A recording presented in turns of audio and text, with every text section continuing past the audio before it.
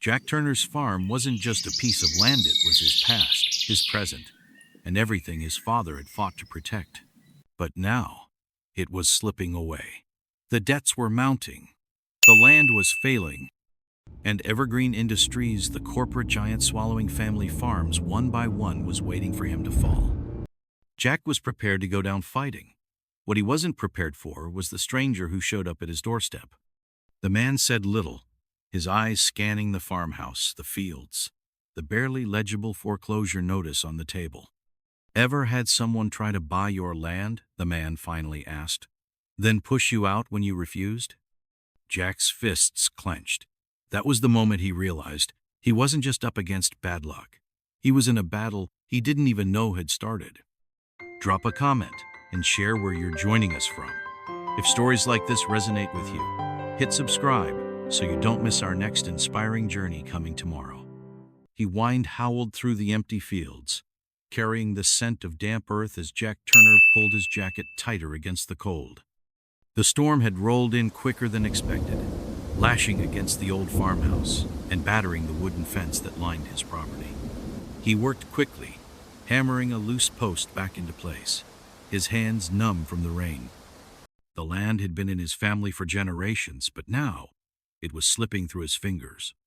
Jack wiped the rain from his brow, his eyes drifting to the small farmhouse beyond the fields. The roof needed repairs, the barn was barely holding together, and the bank's foreclosure notice sat on his kitchen table, waiting for his signature. One final deadline before everything was gone. He clenched his jaw, forcing himself to focus on the work at hand. As he reached for another nail, something caught his eye, a movement near the fence line. His breath hitched. Out here, in the middle of a storm, no one had any reason to be wandering. He narrowed his gaze, his grip tightening on the hammer. The shadowy figure staggered forward, barely keeping upright against the wind. Jack didn't hesitate. He dropped his tools and jogged toward the fence, boots sinking into the wet soil. As he got closer, he saw the man more clearly, a hiker, maybe late 40s, drenched and shivering. His clothes were torn, his face scratched, and he limped as if his ankle had given out. "You lost?" Jack asked, raising his voice over the wind. The man blinked against the rain, his body swaying slightly. "Storm got turned around," he muttered, his voice hoarse. Jack frowned. Something didn't sit right. The nearest trail was miles away. What was he doing this deep into farmland? "Come on," Jack said, stepping forward and looping the man's arm over his shoulders. "You're not going to make it out here on your own." The hiker hesitated, as if considering whether to refuse. Then, with a weak nod, he let Jack lead him toward the house. Inside, Jack dropped a towel onto the man's lap before lighting the fireplace. "What's your name?" The man hesitated, rubbing the towel over his face before answering. Adam Reed." Jack studied him in the firelight. His face was lean, weathered, but not in the way of a man who spent his life working the land. His hands, though calloused, weren't the hands of a farmer. The scars on his knuckles, the roughness of his fingertips, Jack recognized them. He'd seen hands like that before. He didn't push. Instead, he crossed his arms. "You sure don't look like a hiker," he said. Adam let out a quiet, tired chuckle. "And you don't look like a man who trusts strangers." Jack smirked, shaking his head as he reached for the kettle. Something about Adam wasn't right, but for now, getting answers could wait. The storm continued its assault on the farmhouse, rain pelting against the windows as Jack placed a steaming cup of coffee in front of Adam. He had dried off, sitting stiffly at the worn wooden table, his eyes scanning the dimly lit room. The fire crackled in the hearth, casting shadows across the walls, but the warmth did little to ease the tension between the two men.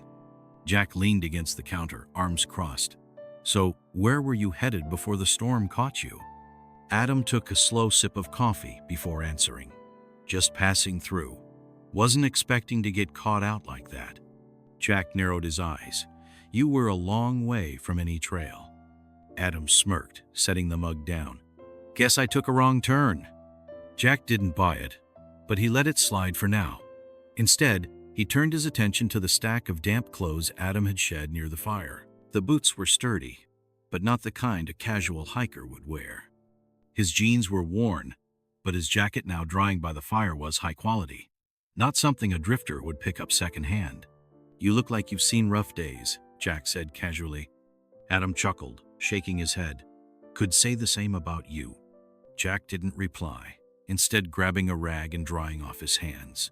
The room settled into an uneasy silence, broken only by the wind rattling the window panes.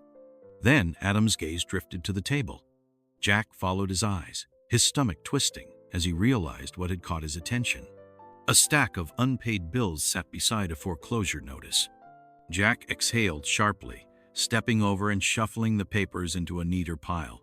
"None of your concern." Adam didn't look away. "You're about to lose this place, aren't you?" Jack's jaw tightened. "I said, it's none of your concern." But Adam's expression had shifted. He wasn't just making conversation. He was studying the papers carefully, reading the details like they meant something to him. Then he asked a question that made Jack's blood run cold. "Ever had someone try to buy your land, then push you out when you refused?" Jack's fingers clenched around the cloth in his hand. He looked at Adam, his face unreadable. "That what happened to you?" Jack asked. Adam shrugged, but there was something guarded in his posture. "I've seen it before. Happens more often than folks realize." Jack let out a short laugh, bitter and sharp. "Yeah, well, maybe. Not like I've got a choice now, do I?" Before Adam could respond, the lights flickered once, twice, then cut out entirely. Jack cursed under his breath as darkness swallowed the room, leaving only the dim glow of the fire. The storm had knocked out the power. Adam sighed, setting his cup down. "Looks like we're stuck for the night." Jack grabbed a lantern, lighting it with a flick of his wrist.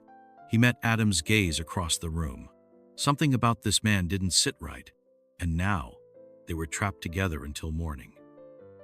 The storm continued its assault on the farmhouse, rain pelting against the windows as Jack placed a steaming cup of coffee in front of Adam. He had dried off, sitting stiffly at the worn wooden table, his eyes scanning the dimly lit room. The fire crackled in the hearth, casting shadows across the walls, but the warmth did little to ease the tension between the two men. Jack leaned against the counter, arms crossed. "So, where were you headed before the storm caught you?" Adam took a slow sip of coffee before answering. "Just passing through. Wasn't expecting to get caught out like that." Jack narrowed his eyes. "You were a long way from any trail." Adam smirked, setting the mug down. "Guess I took a wrong turn." Jack didn't buy it, but he let it slide for now. Instead, he turned his attention to the stack of damp clothes Adam had shed near the fire. The boots were sturdy, but not the kind a casual hiker would wear. His jeans were worn, but his jacket, now drying by the fire, was high quality, not something a drifter would pick up secondhand. "You look like you've seen rough days," Jack said casually. Adam chuckled, shaking his head. "Could say the same about you." Jack didn't reply, instead grabbing a rag and drying off his hands. The room settled into an uneasy silence, broken only by the wind rattling the window panes. Then Adam's gaze drifted to the table. Jack followed his eyes, his stomach twisting as he realized what had caught his attention. A stack of unpaid bills sat beside a foreclosure notice. Jack exhaled sharply, stepping over and shuffling the papers into a neater pile. "None of your concern." Adam didn't look away. "You're about to lose this place, aren't you?" Jack's jaw tightened. "I said, it's none of your concern." But Adam's expression had shifted. He wasn't just making conversation. He was studying the papers carefully, reading the details like they meant something to him. Then he asked a question that made Jack's blood run cold. "Ever had someone try to buy your land, then push you out when you refused?" Jack's fingers clenched around the cloth in his hand. He looked at Adam, his face unreadable. "That what happened to you?" Jack asked. Adam shrugged, but there was something guarded in his posture. "I've seen it before. Happens more often than folks realize." Jack let out a short laugh, bitter and sharp. "Yeah, well, maybe. Not like I've got a choice now, do I?" Before Adam could respond, the lights flickered once, twice, then cut out entirely. Jack cursed under his breath as darkness swallowed the room, leaving only the dim glow of the fire. The storm had knocked out the power. Adam sighed, setting his cup down. Looks like we're stuck for the night. Jack grabbed a lantern, lighting it with a flick of his wrist. He met Adam's gaze across the room. Something about this man didn't sit right, and now they were trapped together until morning. Jack sat at the kitchen table, staring at the half-empty coffee cup in his hands. The conversation with the Evergreen rep kept replaying in his mind. Accidents happen on neglected land. That wasn't just a warning, it was a threat. Across from him, Adam sat quietly, his fingers idly tracing the rim of his own cup. The storm had passed, but the weight in the air remained. Jack could feel something coming, something bigger than just a foreclosure notice. Adam broke the silence first. It's not just you, Jack. Jack exhaled sharply, shaking his head. What are you talking about? Adam leaned forward, resting his forearms on the table. I wasn't just passing through. I came here looking for proof. Jack narrowed his eyes. Proof of what? Adam hesitated, choosing his words carefully. Evergreen Industries isn't just buying up farms. They're targeting veterans, specifically those who own land. They've been manipulating property values, falsifying environmental claims, and using shady legal tactics to force people out. Jack scoffed. That's ridiculous. I got myself into this mess. The bank didn't twist my arm to take those loans. Adam shook his head. That's exactly what they want you to think. They apply pressure, drive up interest rates, stall loan modifications, and then swoop in with an offer right before things collapse. By the time farmers realize what's happening, it's too late. Jack leaned back in his chair, crossing his arms. And you have proof? Adam nodded. I've been gathering documents, interviewing former landowners. Some of them thought they were just unlucky, but the pattern is too clear. Evergreen has a strategy. They pick isolated farms owned by veterans, knowing that most of you won't ask for help. They want this land, Jack, and they don't care how they get it. Jack's jaw tightened. The idea that he and the other farmers had been deliberately targeted made his skin crawl. But he wasn't ready to believe it. This is my fault, he muttered. I took the loans. I made the bad deals. No one forced me to do anything. Adam sighed. That's what every one of them said until their farms were gone. Jack stood up abruptly, his chair scraping against the floor. You should get some rest. I've got work to do. Adam watched him for a moment before nodding. All right, but if you hear anything strange tonight, wake me. Jack didn't respond. He didn't need someone poking around in his problems. The night was calm at first. Jack lay in bed, staring at the ceiling. His thoughts tangled. Maybe Adam was right. Maybe Evergreen had been playing him from the start. A noise snapped him out of his thoughts. At first he thought he imagined it just the wind against the trees, but then he heard it again, a faint metallic clank, followed by the low hiss of water. Jack sat up, his pulse quickening. He grabbed his flashlight and rifle, slipping quietly out the back door. The field stretched out before him, bathed in pale moonlight. Something was wrong. Then he saw a shadow moving near the irrigation system. Jack gripped the rifle tighter and stepped forward. Hey! The figure bolted. Jack ran after them, but the intruder was fast, disappearing into the night. By the time Jack reached the irrigation lines, whoever it was had vanished. Then he saw the damage. His main irrigation pipes had been slashed. Water gushed from the severed lines, flooding the field. His stomach twisted. This wasn't bad luck. This was sabotage. Jack crouched down, inspecting the cuts. They were clean, deliberate. Someone had done this on purpose. Footsteps crunched behind him. Jack spun around, raising the rifle. But it was only Adam. He took one look at the broken pipes and muttered, "Still think this is just bad luck?" Jack didn't answer. He didn't have to. For the first time, he truly understood this wasn't just about money. This was a war. Jack sat at the kitchen table, staring at the soaked towel he had used to clean the mud from his hands. His farm, his land, everything was slipping through his fingers. The cut irrigation lines, the threats from Evergreen, the pile of unpaid bills. It was too much. Across from him, Adam was already on his phone, his voice low but urgent. Jack barely listened, lost in his own thoughts. "Yeah, I have evidence of direct sabotage," Adam was saying. "Evergreen Industries has been linked to similar cases across the state. We need someone to look into the property claims. There's a pattern here." Jack finally lifted his head.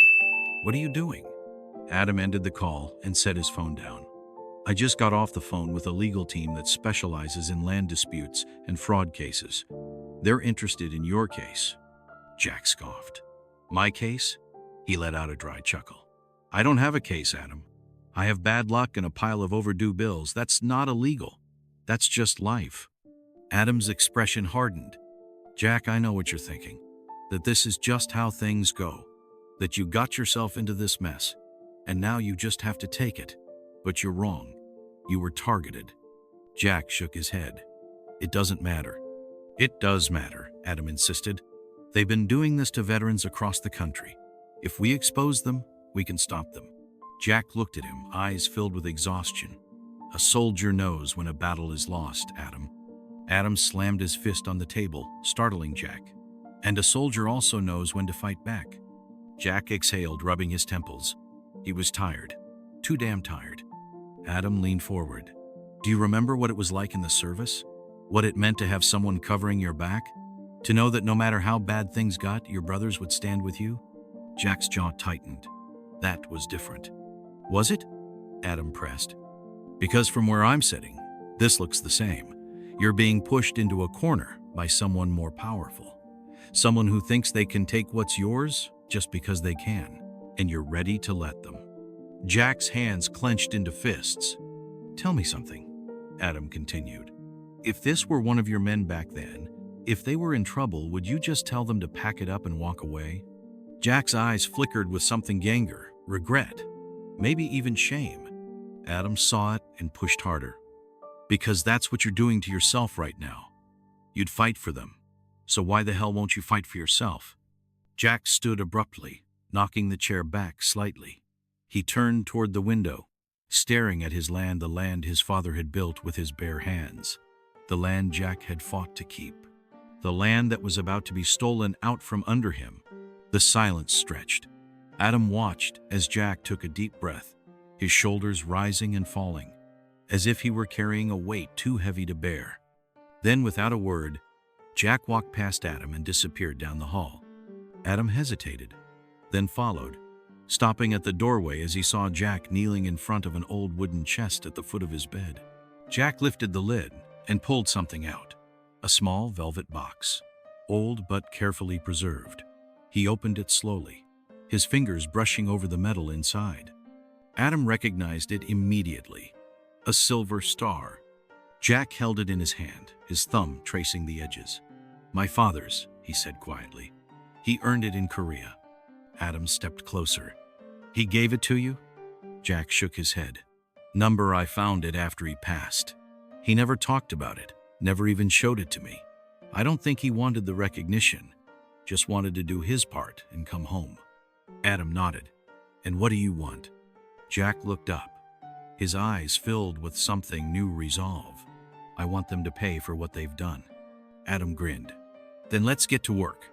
The sun had barely risen when Jack heard the first car roll up his dirt driveway. He stepped onto his porch, wiping his hands on his worn jeans.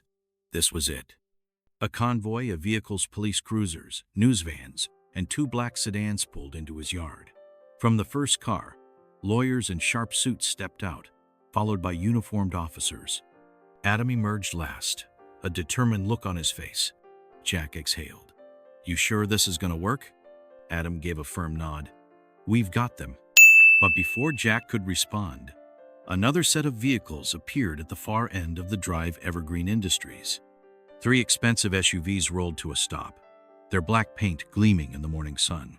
From them, Evergreen representatives stepped out, accompanied by a few men who didn't look like lawyers. Jack's stomach tightened. One man, wearing an expensive gray suit, adjusted his cufflinks before stepping forward. It was Carl Finch, the corporate rep who had threatened him before. Carl's expression was cold, confident. "Mr. Turner," he said smoothly, "we gave you ample time to settle your debts. This is private property. and as of today, you are trespassing."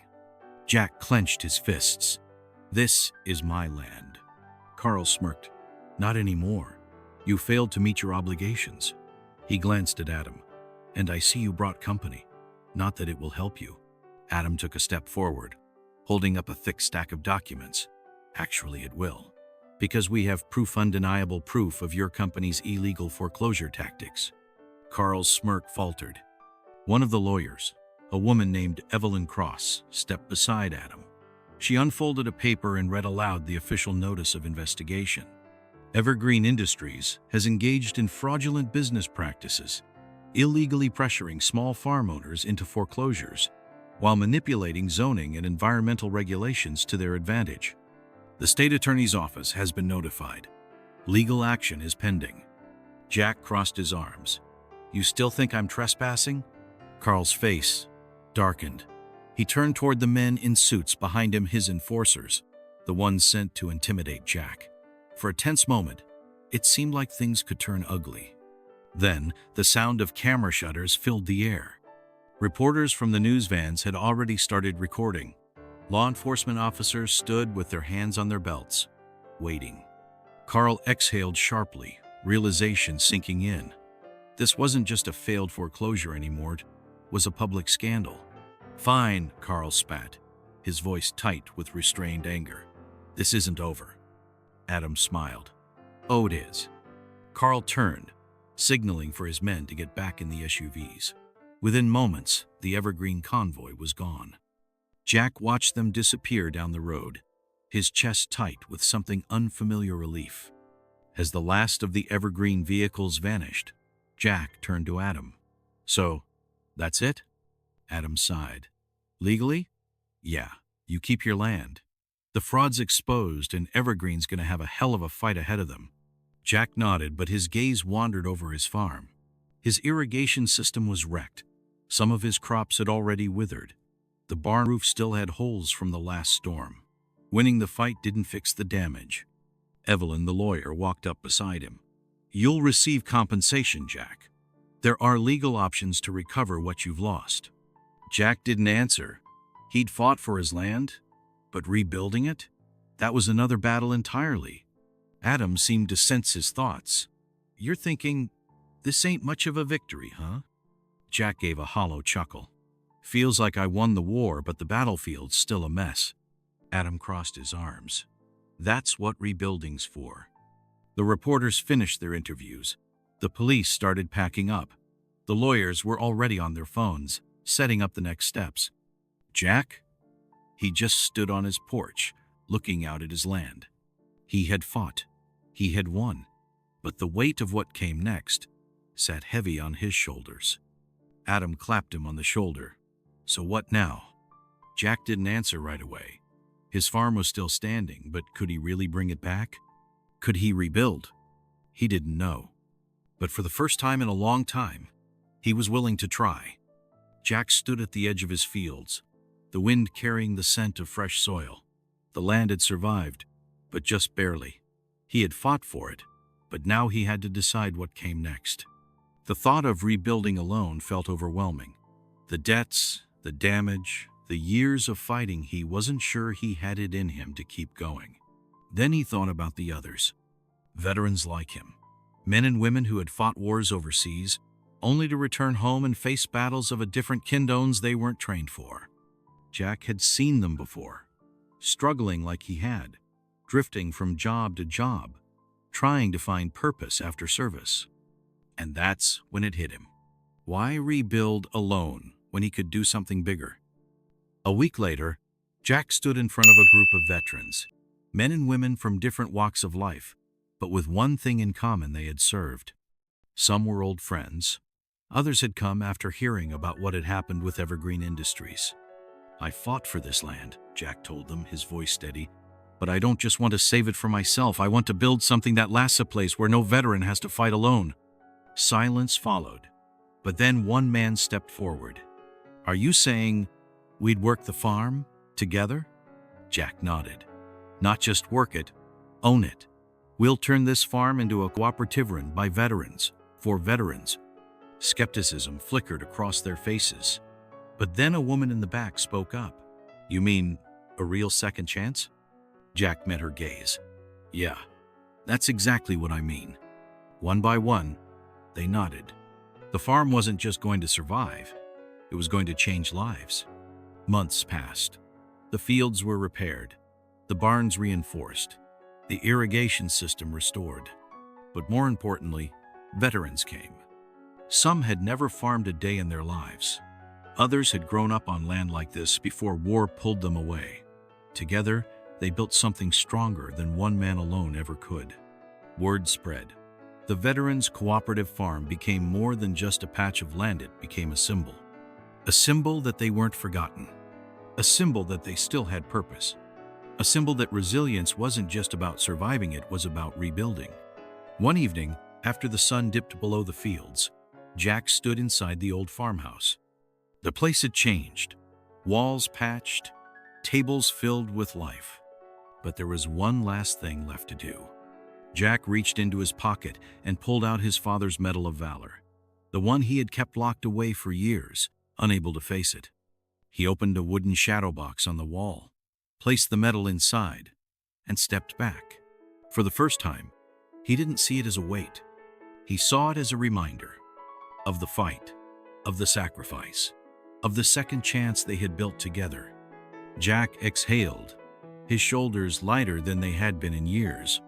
He turned, walked outside, and joined his brothers and sisters once more. Together, they had found a new battle worth fighting. In the end, Jack didn't just save his farm, he gave others a reason to fight too. But what about those who never get that second chance? Have you ever known someone who refused to give up, no matter the odds? Share their story with us. Thanks for watching, and we'll see you in the next video.